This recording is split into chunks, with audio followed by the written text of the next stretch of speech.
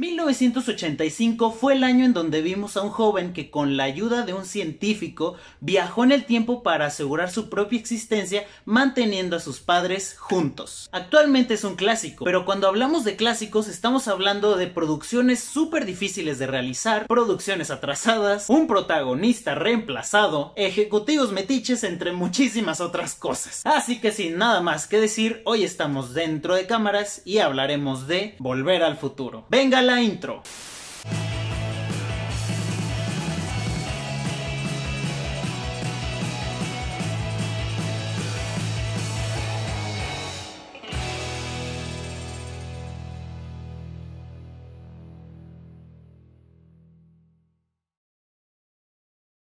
Empecemos este viaje hablando de Robert Lee Zemeckis, conocido como Robert Zemeckis. El director nació el 14 de mayo de 1952 en Chicago.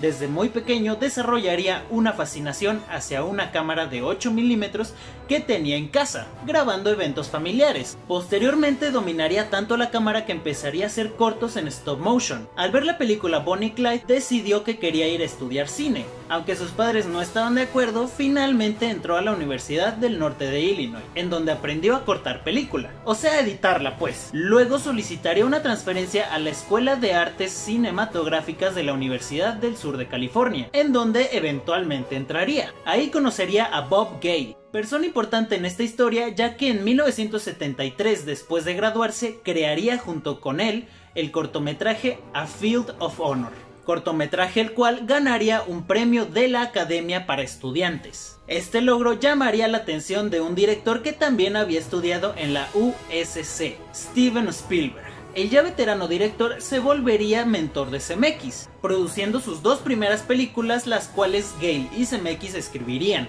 Estas serían I Wanna Hold Your Hand y Used Cars. Lo malo es que a estas dos películas la crítica las recibió bien, pero fueron un fracaso en taquilla. Debido a esto, nuestra dupla entre Gale y Zemeckis se ganarían la reputación de escribir guiones que todos decían que eran increíbles, pero no se convertían en películas que la gente deseaba ver. Con esta mala fama, nuestros protagonistas la tendrían muy difícil para encontrar trabajo. Pero antes de que se me olvide, antes de que se estrenara su segunda película, o sea, Used Cars, Bob Gale viajaría a la casa de sus padres. Ya estando ahí, el escritor se encontraría con el anuario de secundaria de su papá, y viendo esto se preguntó: ¿acaso si mi papá y yo hubiésemos ido a la escuela juntos, habríamos sido amigos? Ahí se dio cuenta que podría probar su teoría si viajaba en el tiempo a la época en donde su papá y él tuviesen una edad similar. Así que después de tener esta revelación, le presentaría la idea a Zemeckis, a quien le gustaría y atraería el concepto, ya que le hubiese gustado conocer a ciencia cierta las historias que le contaba su mamá, ya que cada vez que ella se las contaba, estas tenían contradicciones. Así que ya con esta idea, los dos crearían un borrador parcial a finales de los 80, en donde el profesor Brown crearía una máquina del tiempo y enviaría a su amigo Marty al pasado, en donde interrumpiría por accidente el primer encuentro de sus padres. Teniendo el borrador listo, se lo fueron a presentar al presidente de Columbia Pictures, Frank Price, en septiembre de 1980. Como a Price le había gustado Used Cars, dijo: órale va, pónganse a chambear y vemos. Así que para el 21 de febrero de 1981 ya tendrían el primer borrador oficial, pero el guión aún tendría varios cambios en el camino.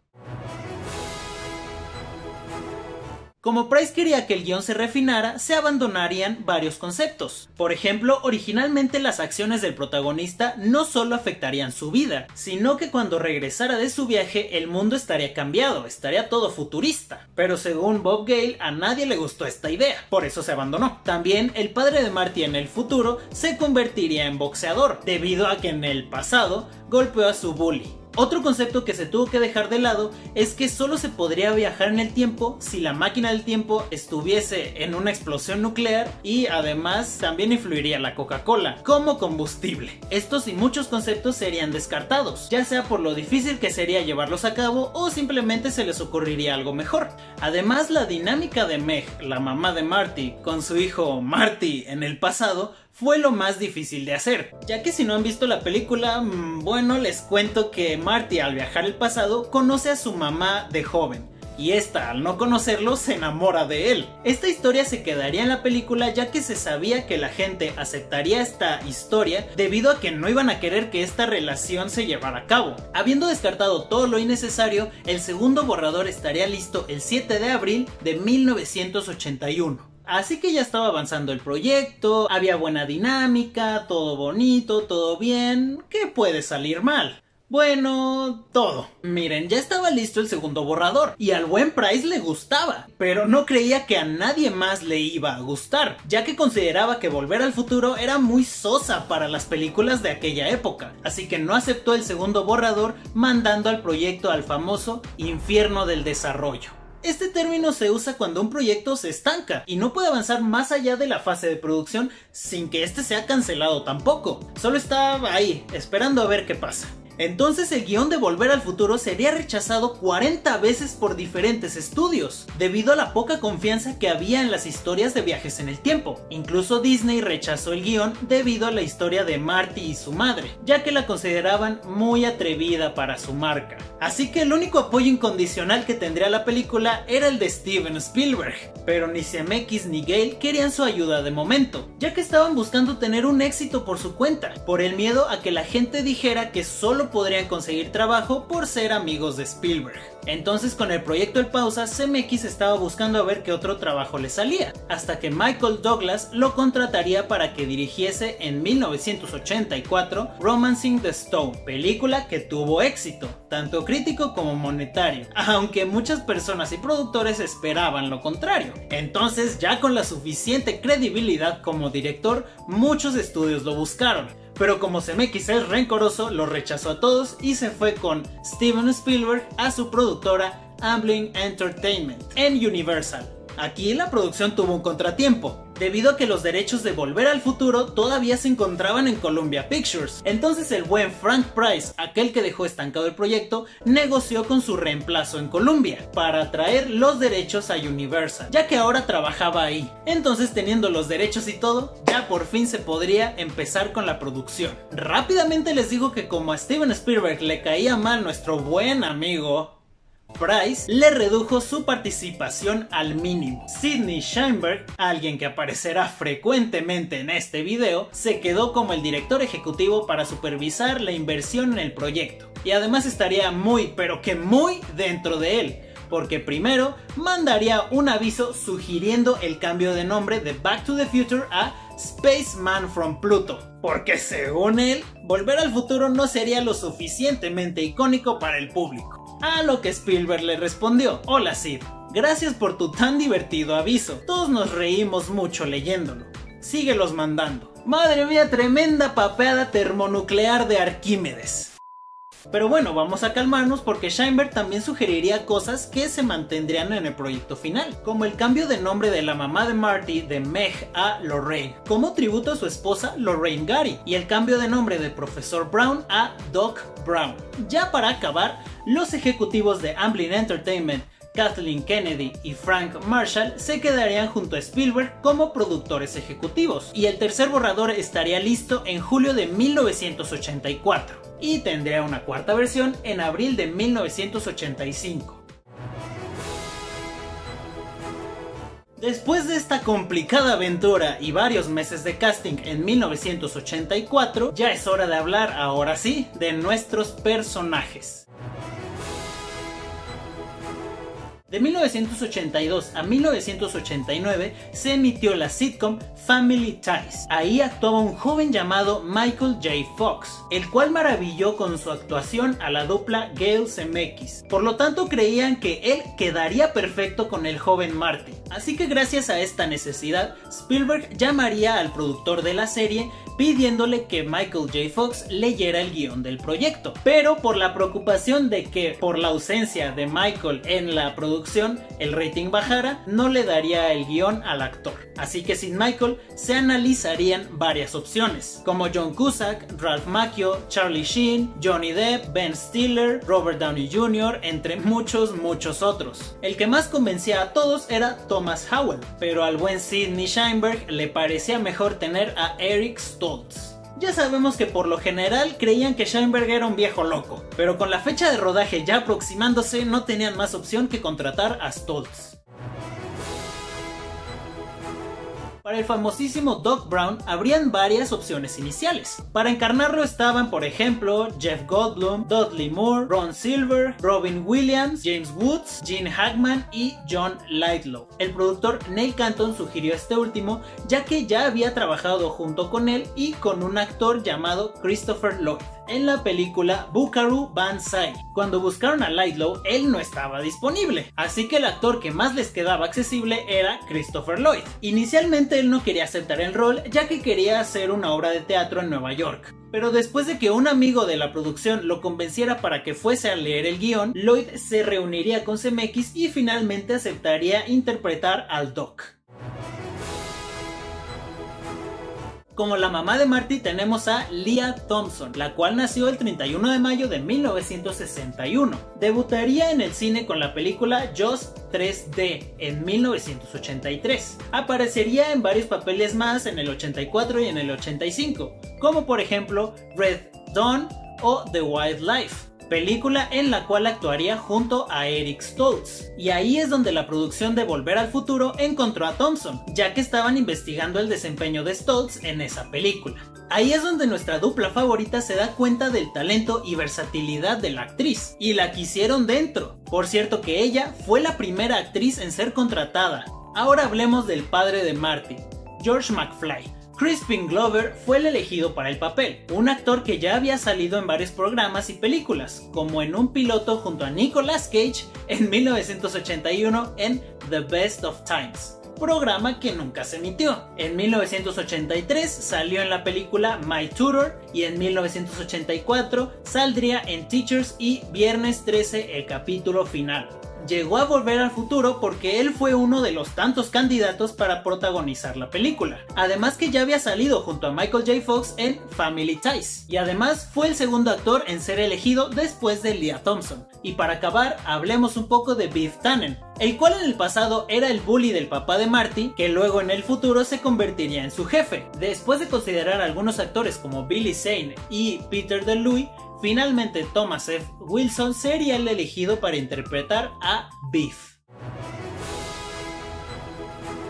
La fotografía principal comenzó el 26 de noviembre de 1984, con el objetivo de acabar en 14 semanas el 28 de febrero de 1985. Los estudios de Universal fueron el lugar donde se hicieron las filmaciones principalmente, y tenemos a Dean Cundey como director de fotografía, a Arthur Schmidt y Harry Keramidas como coeditores, los cuales editaban la película conforme esta era grabada, y a Frank Marshall como director de la segunda unidad. Pero ¿no es que todos recordamos a Michael J. Fox como nuestro Marty McFly viajero en el tiempo? Bueno, hablemos del elefante en la habitación. Les cuento que el primer mes de grabaciones, o sea diciembre, el proceso fue un poquito difícil, ya que Stoltz, nuestro protagonista, las hacía un poco tediosas, ya que aplicaba la del actor de método: no salirte del personaje ni aunque estés en el baño, incluso no respondiendo a su nombre, o sea Eric Stoltz, sino le tenían que decir a fuerzas Marty McFly. Este comportamiento lo llevó a muchas discusiones con la producción, y es que no solo es eso, sino que Zemeckis no estaba muy convencido de su actuación, no le gustaba cómo estaba retratando al personaje, ya que hacía un papel muy tenso y muy serio, todo lo contrario de lo que se necesitaba para Marty. Entonces, después de una junta, toda la producción coincidió en que se necesitaba un reemplazo. Tiempo después, Bob Gale dijo: era un muy buen actor en el rol equivocado.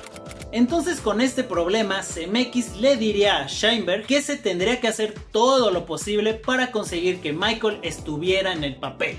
Pero mientras eso se estaba arreglando, se tenía que seguir grabando con Stoltz, sin que él supiera que iba a ser despedido. ¿Pero por qué seguir grabando con él? Bueno, es que sin ningún protagonista, la producción podría haber sido cancelada. Así que Spielberg llamaría de nuevo al productor del programa en donde estaba Michael. Esto el 3 de enero de 1985, pidiéndole que por favor Michael leyera el guión. Después de la llamada, el productor fue con Michael a decirle que lo estaban buscando para una película. Podría ir a leer el guión, pero con la condición de que Family Ties fuera la prioridad.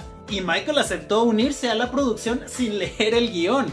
Qué fácil hubiera sido, ¿verdad? Entonces, una semana después, Zemeckis despediría a Stoltz. Ahora, con 34 días de filmación perdidos, se tendría que retrasar la producción, así que ahora era momento de regrabar las escenas ya hechas. Entonces les cuento que Michael J. Fox la tuvo difícil, ya que tenía que grabar dos cosas por separado, y eso lo tenía exhausto. Literalmente, frente a las cámaras se mostraba enérgico y con ganas, pero cuando acababa de grabar le costaba mucho mantenerse despierto. Y es que además de tener doble chamba, también tenía que aprender lo básico de la guitarra, cómo manipularla y todos los acordes. Y además también tenía que aprender coreografías de skate. El actor se refirió a esta experiencia como agotadora, pero que valió la pena el esfuerzo. Lo bueno es que con Michael el ánimo en el set mejoró mucho y además hacía las cosas un poco más fáciles, ya que él improvisaba algunas líneas que olvidaba y permitía a los realizadores mejorar algunas tomas que no les convencía del todo. Eso sí, debido a la recurrente ausencia de Fox por grabar el programa de televisión, se le tenía que grabar a él individualmente y luego agregarlo en postproducción. Algunas de las localizaciones usadas estaban en Los Ángeles, como el Golden Oak Ranch, entre muchas otras. Las filmaciones acabaron después de 107 días el 26 de abril de 1985, con un metraje de Marty y Einstein el perro en el DeLorean.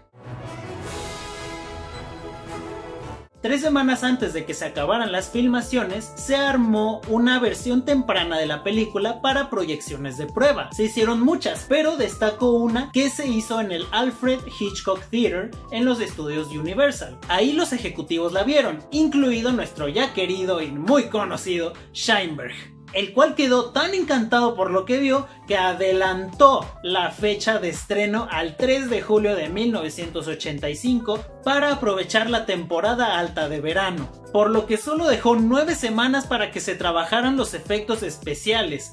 Sheinberg, por favor, para ya. Por el momento dejemos la pose de lado y hablemos de la música. Zemeckis conocería a Alan Silvestri mientras hacía Romancing the Stone, y desde ahí el compositor musicalizaría todos los proyectos del director, así que con Volver al Futuro no sería diferente. Además se querían usar las canciones de Van Halen en la película, pero como la banda se negó, Eddie Van Halen, guitarrista de la banda, haría varios riffs para la película. Volvamos a la postproducción hablando de los efectos especiales. Estos serían hechos por ILM y, como dijimos antes, los artistas solo tuvieron 9 semanas para terminarlos, y sí lo hicieron, a medias, ya que tenían una calidad muy pobre y en general decepcionaron, pero ya sabemos de quién es la culpa. Por ejemplo, para la escena en donde Marty empieza a desaparecer, se grabó la mano del actor por separado, pero quedó algo rara ya que la mano se grabó con un lente que la hacía ver más grande de lo normal, por lo que se tuvo que reducir su tamaño y además al momento de la famosa desaparición se puede ver cómo se va desvaneciendo circularmente. Algo que no pretendía ser así, pero no se pudo corregir. La película también tendría un final en donde ocurriría una explosión nuclear, para la cual se usarían sets y maquetas para llevarla a cabo, pero al ser muy complicada de hacer y además por falta de tiempo, se tuvo que hacer el final de la torre del reloj que vimos finalmente. Hablemos ahora del DeLorean. La máquina del tiempo originalmente estaría pensada como una estación estática, hasta el punto de que fuese un refrigerador, pero Spielberg rechazó la idea con el miedo a que los niños curiosos se metiesen a sus refrigeradores para viajar en el tiempo. Así que a Zemeckis eventualmente se le ocurriría que la máquina del tiempo tendría más movilidad y pues más esencia si fuese un DeLorean, específicamente un DMC DeLorean, ya que ofrecería movilidad y un bello diseño. Incluso la empresa Ford le ofrecería a la producción $75,000 para que mejor usaran un Mustang, a lo que Bob Gale respondió que el Doc Brown no conducía un jodido Mustang. Y para acabar, el corte final de 116 minutos se completaría el 23 de junio de 1985. La película se estrenaría el 3 de julio de 1985. Con un presupuesto total de $19 millones, la película se estrenaría en alrededor de 1,420 salas de cine, recaudando en su primer fin de semana $11,332,134. En la taquilla internacional recaudó $173.250.370 y en la taquilla nacional recaudó $212.259.762, consiguiendo así un total de $385.510.132. Al momento de promocionar la película, Michael J. Fox no estaría disponible, ya que estaría grabando Family Ties Vacation. Pero eso no le impediría al proyecto ser un éxito tanto en críticas como en recaudación, ya que estaría en el top 1 como la película más vista varias semanas. Además, la película se reestrenaría muchísimas veces conmemorando su aniversario, y sería lanzada en VHS el 22 de mayo de 1986, siendo la primera película en vender 450,000 unidades. Volver al Futuro recibió 4 nominaciones a los Globos de Oro, incluidos a Mejor Película, Mejor Actor a Michael J. Fox, Mejor Guión, entre otros. Para los premios Oscar ganaría una estatuilla a Mejor Edición de Sonido para Charles L. Campbell y Robert Rutledge. Las otras 3 nominaciones fueron a Mejor Guión Original, Mejor Sonido y Mejor Canción Original. En los Saturn Awards recibiría 3 premios a Mejor Película de Ciencia Ficción, Mejor Actor y Mejores Efectos Especiales, aunque estarían a medio acabar, y ganaría un Hugo Award a Mejor Presentación Dramática. La película ha estado presente en muchísimos productos,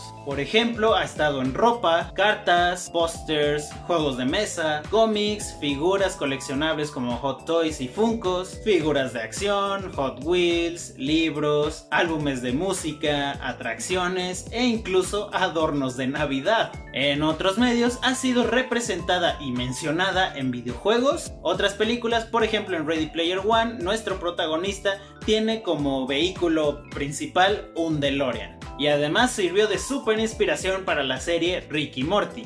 Actualmente muchos de los actores siguen conectados con la franquicia. Por ejemplo, Michael J. Fox y Christopher Lloyd asisten a muchas convenciones, al igual que reuniones para caridad, respondiendo preguntas y platicando de su experiencia en la película. Volver al Futuro a través de los años se volvería un hito cultural, gracias al carisma de los actores y la forma en la que se contó una historia pues muy original. Pero este éxito mundial se logró principalmente gracias al esfuerzo y perseverancia de un par de amigos que se embarcaron en esta aventura solo con una pregunta: ¿qué hubiera pasado si hubiese conocido a mis padres en el pasado?